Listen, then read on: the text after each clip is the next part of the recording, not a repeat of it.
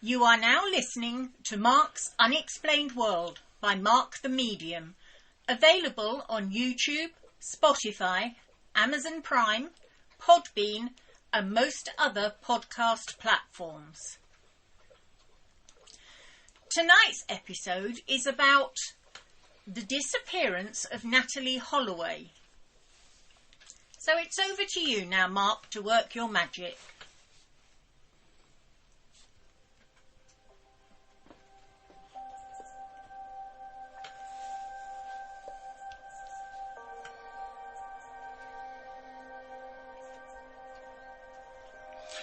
Natalee Ann Holloway was an 18-year-old American high school graduate from Mountain Brook, Alabama, in the southeastern region of the United States.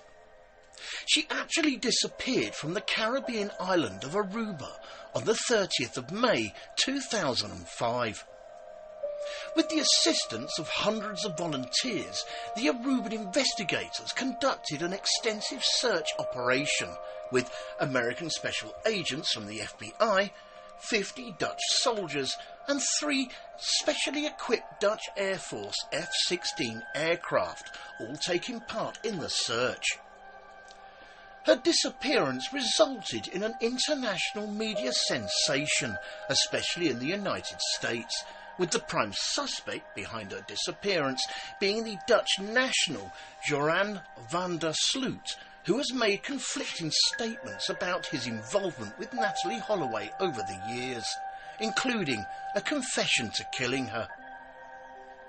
On the 8th of June 2023, Joran van der Sloot, who was still the main suspect in the Natalie Holloway case, was extradited to the United States to face trial for extortion and wire fraud, with both charges being linked to Holloway's disappearance. Natalie Holloway's remains, to this day, have never been found. Greetings, Unexplainers.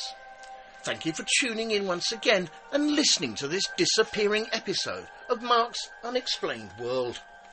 My name is Mark Hughes.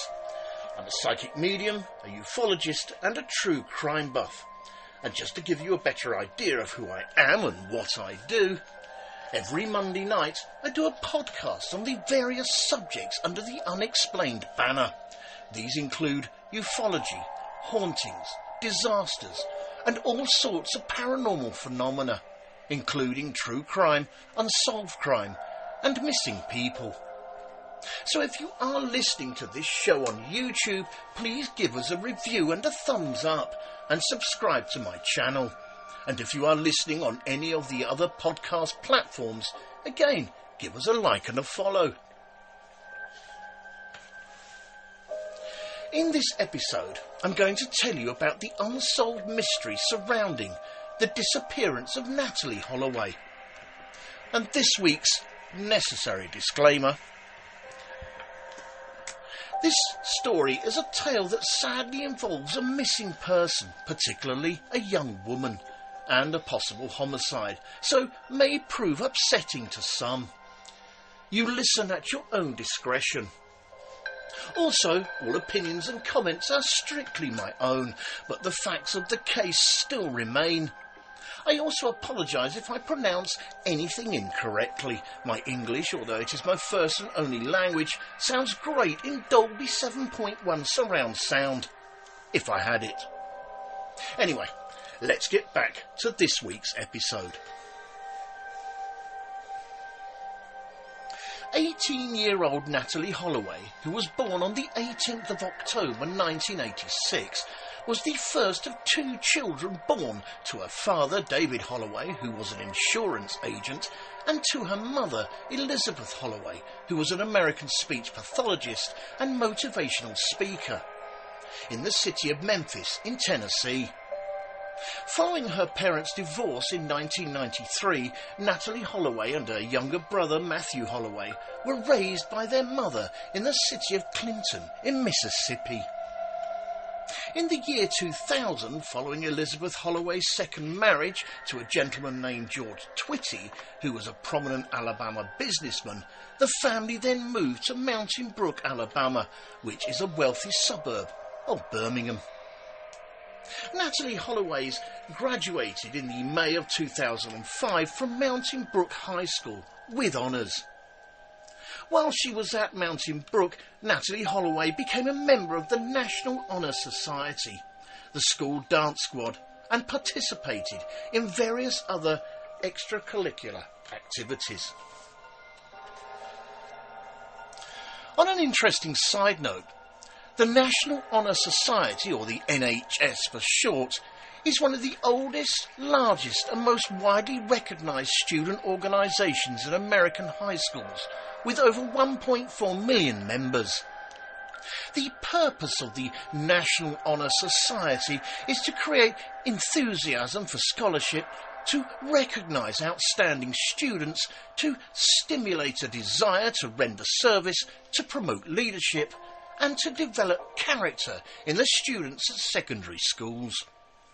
Membership in local National Honor Society chapters is an honour bestowed upon a student by a faculty council and is based on the four pillars of the National Honor Society, meaning scholarship, character, leadership and service. Once selected, members have the responsibility to continue to demonstrate these four qualities.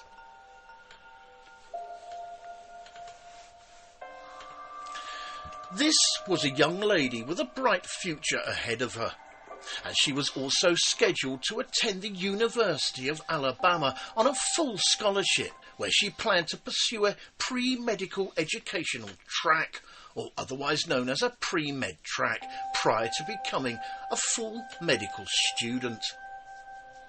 At the time of their daughter's disappearance, her father, Dave Holloway, was still an insurance agent for the State Farm in Meridian, Mississippi, while her mother, Elizabeth Twitty, was now employed by the local Mountain Brook school system.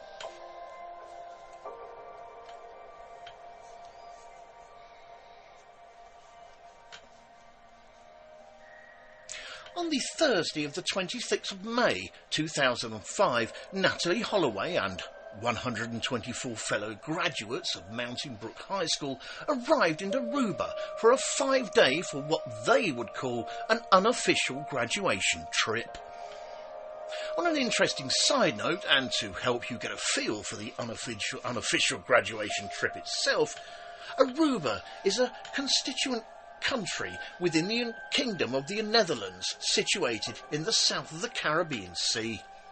Aruba is located approximately 29 kilometres or 18 miles north of the Venezuelan peninsula of Paraguay and 80 kilometres or 50 miles northwest of Curacao. In contrast to much of the Caribbean, which experiences humid tropical climates, Aruba has a dry climate with an arid landscape, which makes the island relatively warm and sunny throughout the year.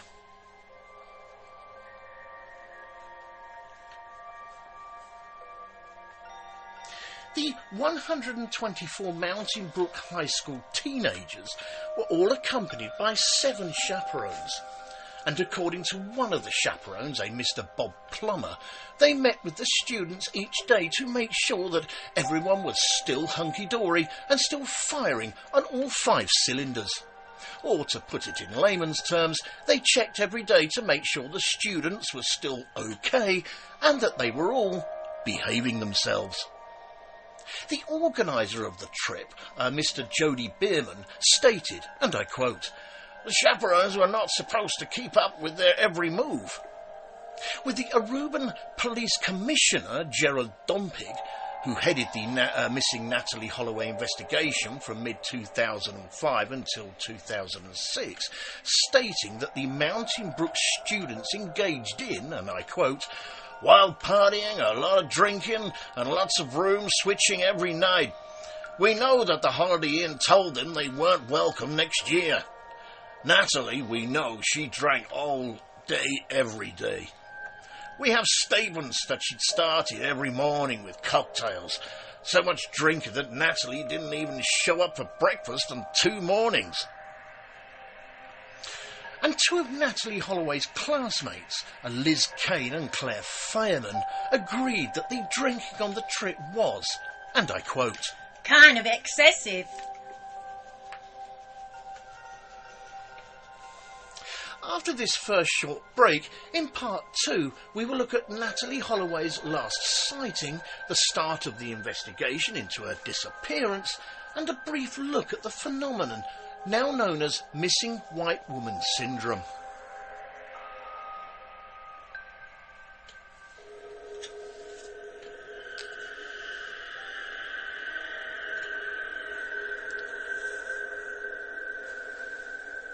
This show is brought to you courtesy of Neil Packer and the Haunted Antiques Paranormal Research Centre. Find them online at www.hauntedresearchcentre.com or at 9 to 11 Regent Street, Hinckley, LE10 1AW. Open on Saturdays from 10 a.m. to 4 p.m. for guided tours of the haunted rooms at just £3 per person. Booking is essential at all times, and over 16s only, please, unless accompanied by an adult. The haunted rooms are extremely haunted, and paranormal activity could, and has, taken place at any time. Some areas and particular objects or items can be quite scary and unnerving. Membership is available for £25 to qualify for selective offers. And why not download the app, available on both iOS and Android, for only $3.99, to keep up to date with what is coming up at the centre.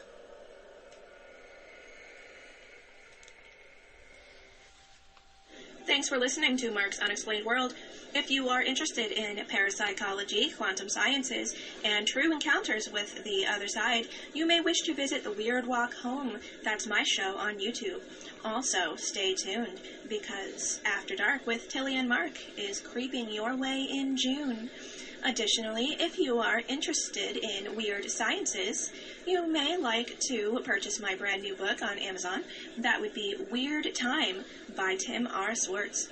It features lots of strange explanations and encounters with time from myself and other notable names like Lon Strickler and more. Thanks for listening.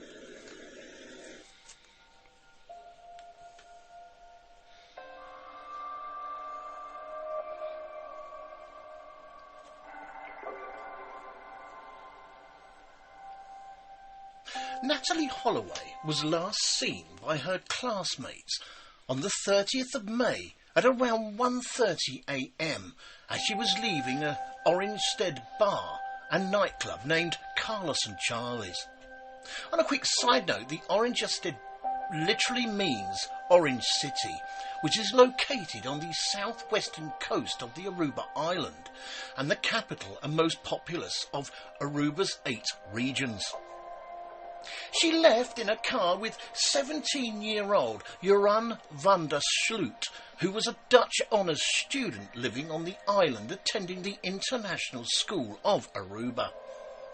Also in the car were 2 of his northern area South American friends, 2 brothers, Deepak Kalpo, who was 21 years old and the owner of the car, along with 18-year-old Satish Kalpo. Natalie Holloway was scheduled to fly home later that day. However, she did not show up for her return flight. The Aruban Island authorities initiated searches for Natalie Holloway, with the first place they looked being the Holiday Inn where she was staying. However, all they found in her room was her packed luggage and her passport. The Aruban Island authorities then started looking for her throughout the island and surrounding waters, but to no avail.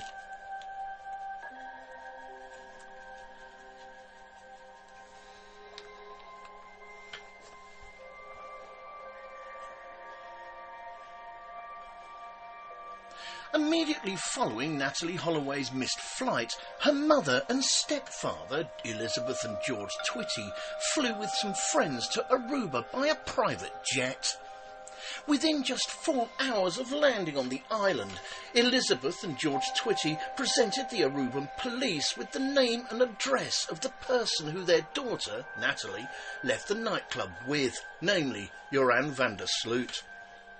Her mother, Elizabeth Twitty, stated that Joran van der Sloot's full name was given to her by the night manager at the Holiday Inn where Natalie was staying, and that he supposedly recognised him on a surveillance videotape.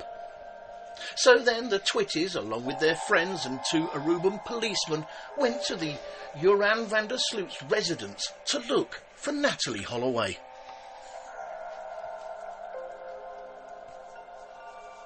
Upon the arrival of the van der Sloot residence, Joran initially denied to the urban police and the Twitty family ever knowing Natalie Holloway's name, but then told them all a story that could be corroborated by Deepak Kalpo, who was not only the owner of the aforementioned car, but he also happened to be present in the house at the time of the police visit.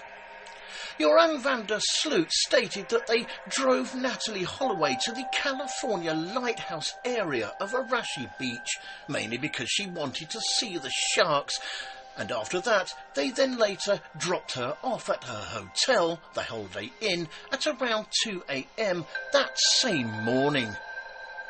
And, again, according to Joran van der Sloot, Natalie Holloway tripped over as she exited the car, but refused any offer of help that he tried to give her. He also stated that he and his friend Deepak Kalpo were driving away. When they were driving away, they both noticed that she was approached by a dark man in a black shirt that was similar to those worn by local security guards. Sorry about that, guys, a bit mixed up with my words there. There was a search conducted for any physical evidence on Deepak Kalpo's car, where a possible blood sample was taken, but after tests it was determined that the blood did not belong to Natalie Holloway.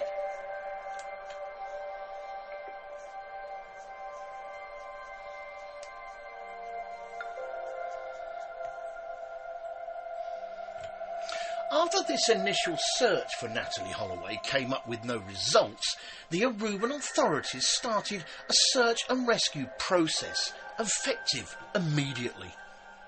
This search and rescue attracted hundreds of volunteers from both the island of Aruba and the United States in a joint effort with the Aruban government, giving thousands of civil servants the day off to participate in the search. Also, 50 Dutch Marines conducted an extensive search of the Aruban shoreline, and Aruban banks managed to raise $20,000 to help provide other support to aid volunteer search teams.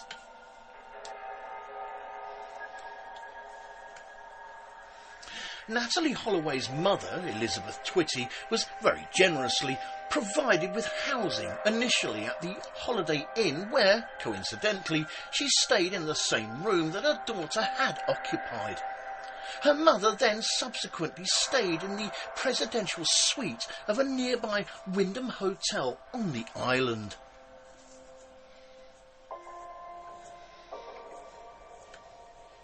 Reports have indicated that Natalie Holloway did not appear on any nighttime security camera footage of the Holiday Inn lobby where she was staying. However, her mother, Elizabeth Twitty, has made a few varying statements as to whether the cameras at the Holiday Inn Hotel were operational that night or not. According to one statement made by Elizabeth Twitty on the 19th of April 2006, the video cameras at the hotel where her daughter Natalie was staying, of course, were not functioning on the night she disappeared. And according to another statement made by Elizabeth Twitty, she indicated that the cameras were working, which is a statement that she asserts in her book, the 2007 bestseller Loving Natalie, A Mother's Testament of Hope and Faith.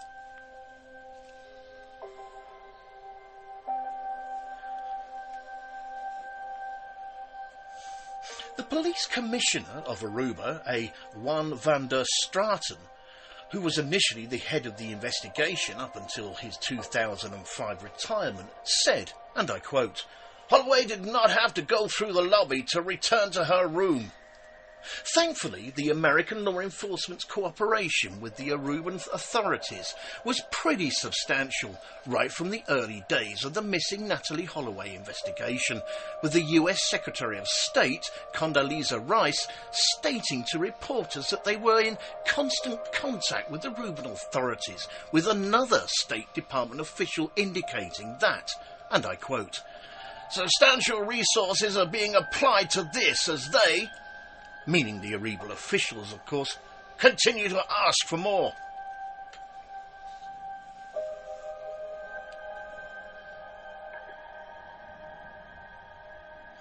On the 9th of June 2005, Juan van der Sloot and both the Kalpo brothers, Deepak and Satish, were arrested on suspicion of the kidnapping and murder of Natalie Holloway.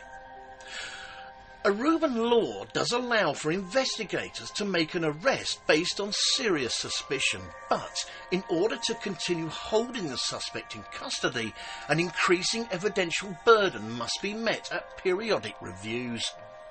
And according to authorities, the focus of the investigation centred on these three suspects, meaning Juan van der Sloot and the Kalpo brothers, of course, right from the get-go.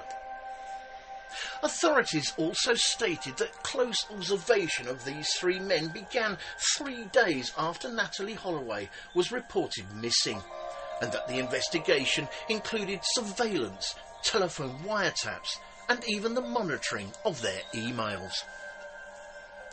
Following hearings before the judge, the Kalpo brothers were released on Monday the 4th of July, later that same year. However, Juan van der Sloot was detained for an additional 60 days before he was also eventually released.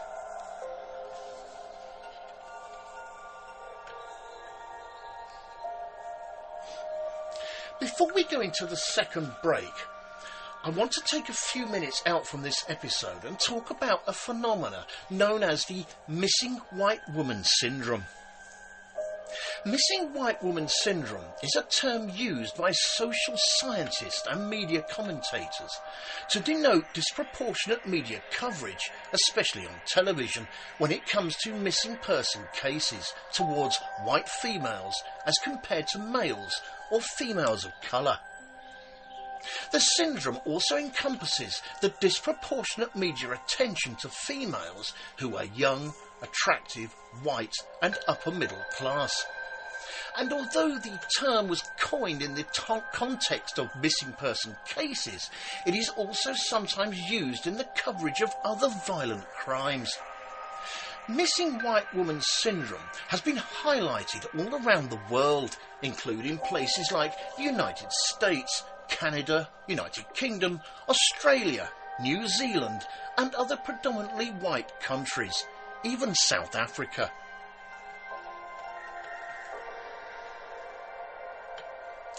According to a 2019 study, gender is a significant factor in media coverage of missing person cases.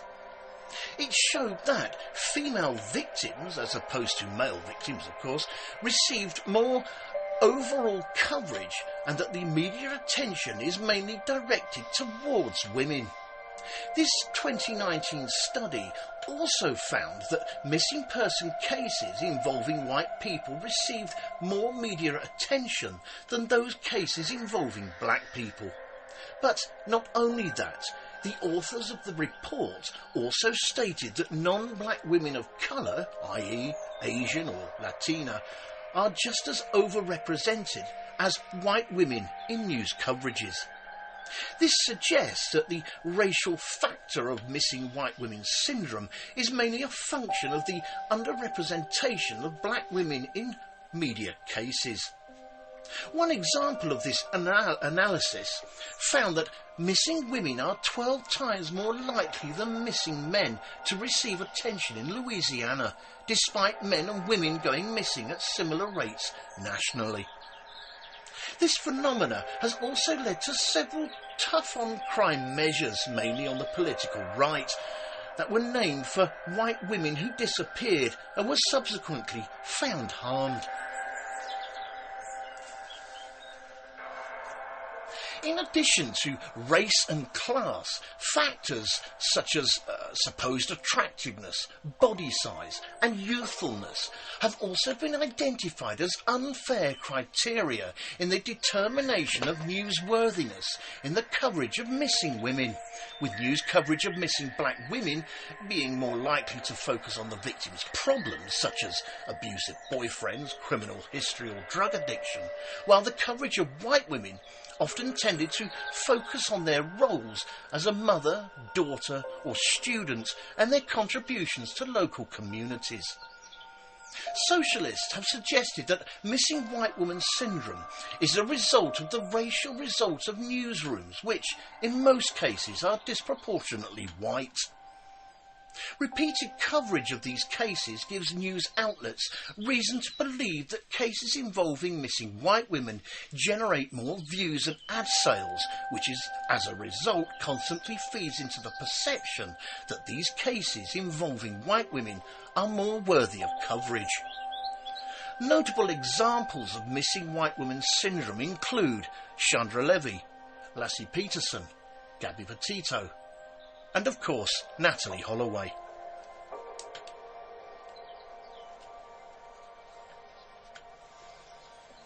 After this second short break, in part 3, we will look at the continued search, the arrests and rearrests of multiple suspects, and Joran van der Sloot's extortion of Natalie Holloway's family.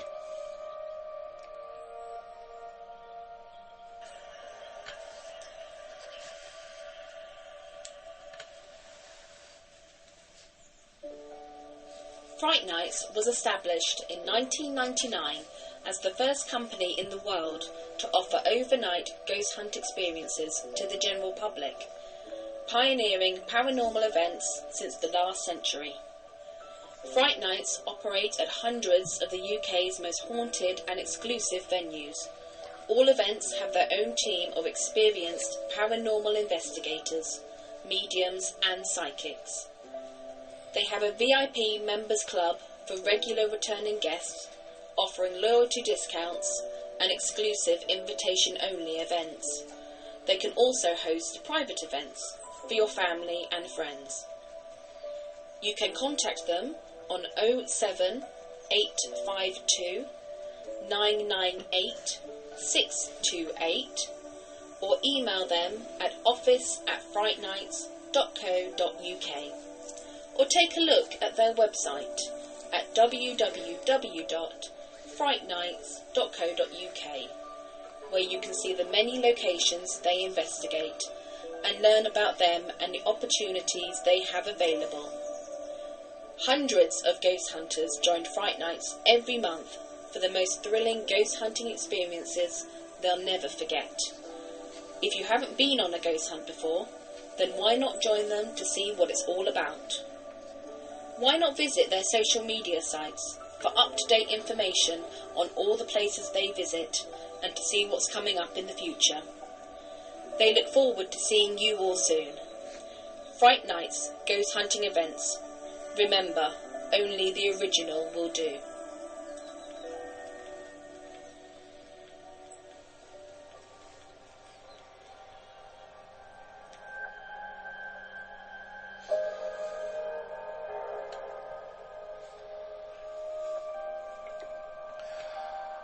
On the 4th of July in 2005, The Royal Netherlands Air Force deployed 3 F-16 aircraft that were equipped with infrared sensors to help with the search for Natalie Holloway. However, the search results came up empty.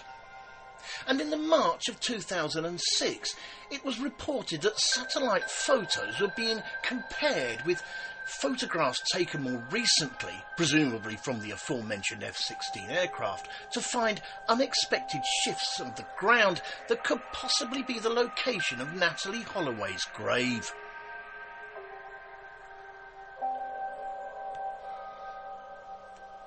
From the 27th to the 30th of July in 2005, after a local gardener came forward with information regarding Natalie's disappearance, a small pond near the Aruba Racket Club, close to the Marriott Hotel Beach, was partially drained.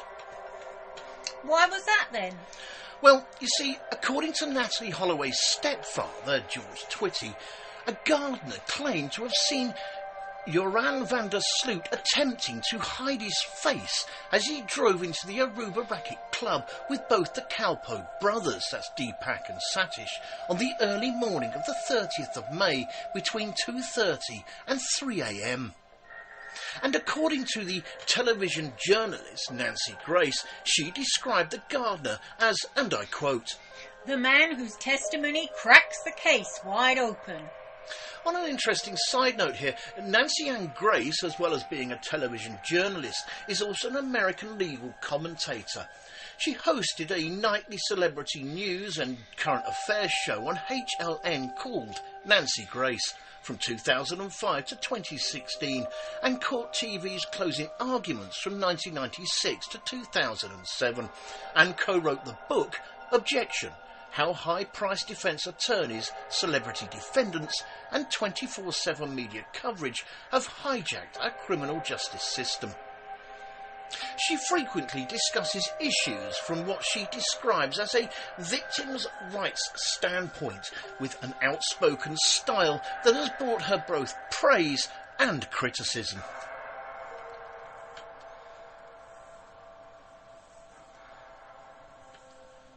Another witness, who is simply known as the Jogger, claimed to have seen some men burying a blonde-haired woman in a landfill site during the afternoon of the 30th of May. The Aruban police did originally search the landfill in the days following Natalie Holloway's disappearance, but because of the Jogger's statement, the landfill was searched 3 more times by the FBI, this time using cadaver dogs to assist in the recovery operation. However, the search unfortunately produced no results.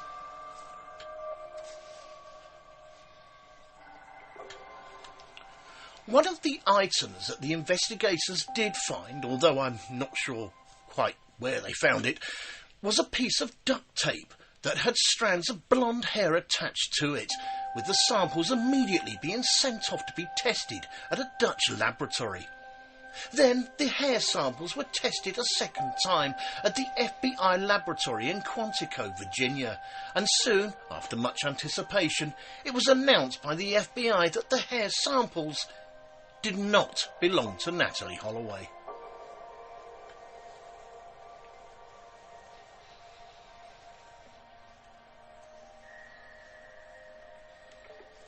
On the 5th of June, the Aruban police detained 2 former security guards from the nearby Allegro Hotel, which at the time was then closed for renovation. They were named Nick John and Abraham Jones, and were arrested on the suspicion of the murder and kidnapping of Natalie Holloway. The authorities have never officially disclosed the reasons for the arrest of the former security guards, but according to news reports, it could have been the original statements made by one van der Sloot and the Kalpo brothers that may have been a factor behind their arrests.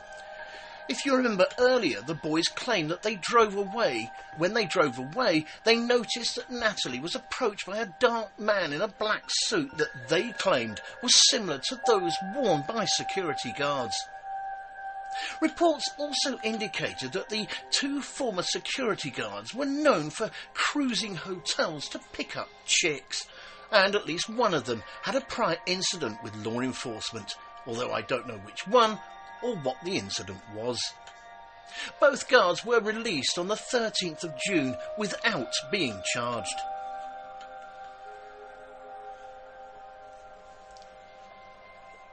Both the Kalpoe brothers, Deepak and Satish, were rearrested on the 26th of August 2005, along with another new suspect, a 21-year-old gentleman named Freddie Arambatsis. Freddie Arambatsis' lawyer said at the time that his client was suspected of taking photographs of an underage girl and having inappropriate physical contact with her. And from what I can gather, it was also claimed that Joran van der Sloot and the Kalpoe brothers were allegedly involved with the same incident. Joran van der Sloot's mother, Anita van der Sloot, stated at the time of the rearrest, and I quote, "It is a desperate attempt to get the boys to talk, but there's nothing to talk about." I think I should point out here that this alleged incident with Freddie Arambatsis occurred long before Natalie Holloway's disappearance.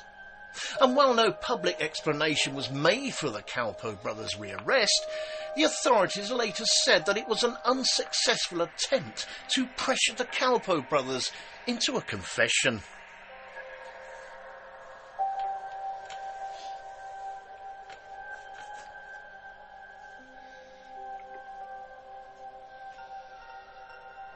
On the 29th of March 2010, about 5 years after Natalie's disappearance, one van der Sloot contacted a Mr. John Q. Kelly, who was Elizabeth Twitty's, Natalie's mother's, legal representative, with an offer to reveal the location of her daughter's body and the circumstances surrounding her death, if he was given an advance of $25,000 against a total of $250,000 US. And after John Q. Kelly notified the FBI, they arranged to proceed with the transaction. So, on the 10th of May, one van der Sloot had $15,000 wire transferred to his account in the Netherlands, following the receipt of $10,000 in cash that was videotaped by undercover investigators in Aruba. However, authorities stated that the information that one van der Sloot had provided in return for the dollars was in fact fake. What a surprise. Mainly because the house in which he said Natalie Holloway's body was located had not yet been built at the time of her disappearance.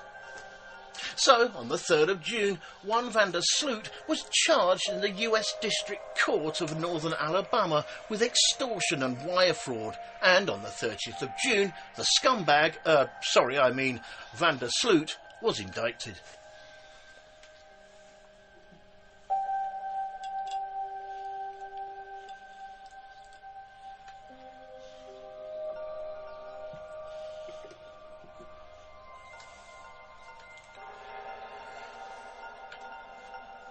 In the June of 2011, 6 years after Natalie Holloway's disappearance, her father, David Holloway, filed a petition with the Alabama courts to have his daughter declared legally dead. The papers were served on his ex-wife, Natalie's mother, Elizabeth Twitty, who announced her intention to oppose the petition. A hearing was held on the 23rd of September 2011, at which time probate judge Alan King ruled that David Holloway had met the requirements for a legal presumption of death. So, on the 12th of January 2012, a second hearing was held, after which probate judge Alan King signed the order declaring Natalie Holloway to be dead.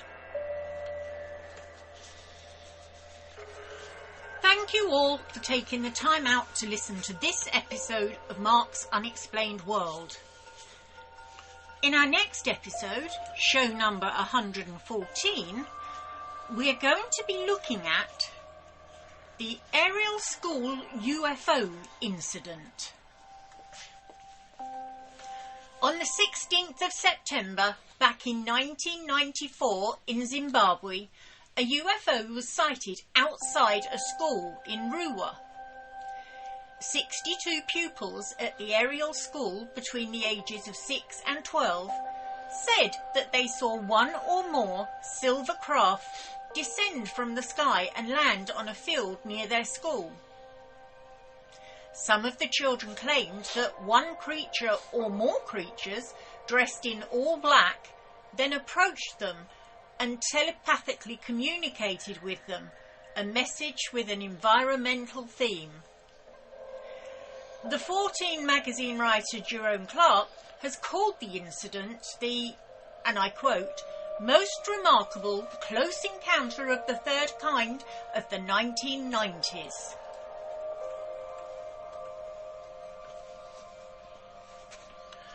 This show was written and researched by myself, Mark Hughes, and proofread and edited by Linda Hughes. Pronunciations of all the names and places, though, was mine.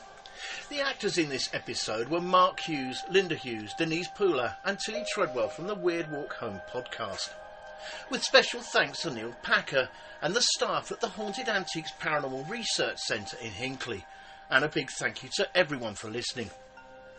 We never run out of ideas here at the office for Mark's Unexplained World podcast, but if you know of any other intriguing stories under the Unexplained banner, including ufology, hauntings, disasters, and any other sort of paranormal phenomena, including true crime, unsolved crime and missing people, just drop me a direct message and I will see what I can do. I will also include the name of the person who suggested the idea in the end credits of the podcast as a thank you. And again, just to add, if you are listening to this show on YouTube, please give us a review and a thumbs up and subscribe to my channel. And if you are listening on any other podcast platforms, again, give us a like and a follow.